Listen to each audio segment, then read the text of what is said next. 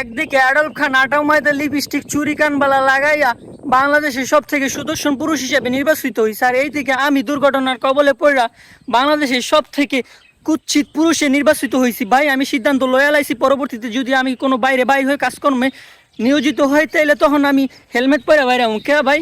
আমি এর আগেও এরকম অনেক দুর্ঘটনা কবলে পড়ছি ভাই, সকল দুর্ঘটনা মনে হয় আমার লাগে ঘটে ভাই। একবার আমার বন্ধুর লাগে দুষ্টামি ফাইজলামি করতে যায়, ধস্তাধস্তি করতে যায়, এক পর্যায়ে আমার তখন গ্লাস পরতাম, তখন আমার চোখে কিছুটা সমস্যা ছিল, তো ওই গ্লাস ভাঙ্গা তাও চোখের এক কর্নার দিয়ে ঢুকে যায়, অল্প লাগে চোখটা বাচ্চা যায়।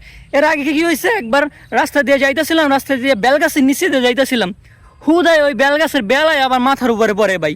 তো ভাই সকল অনাকাঙ্ক্ষিত ঘটনা কি ভাই আমার লাগে করে বুঝলাম না ভাই। এর আগে একবার ফুটবল খেলতে গেছিলাম, ফুটবল খেলতে যখন গেছিলাম ভাই, ফুটবল খেলতে যাই আমার একটু লেট হয়ে গেছে, এই কারণে আমার খেলায় লয় নাই। তো লয় নাই ভালো কথা, আমি বয়ে বয়ে খেলা দেখতেছিলাম, তো একজন একটা মেসেজ দিছিল, মেসেজটা দেখতেছিলাম, হঠাৎ করে মুহে আমার একটা ফুটবল পরে ভাই। ফুটবল যখন পড়ছে মুহের অবস্থা তো 12টা বাজে গেছে, তখনও রক্ত বাইরাইছে। তো এই হইলো ভাই আমার অবস্থা। তো এখন আপনার এখন ভাই আমার কি করা যায়, হেলমেট ছাড়া কি কোনো উপায় আছে আমার?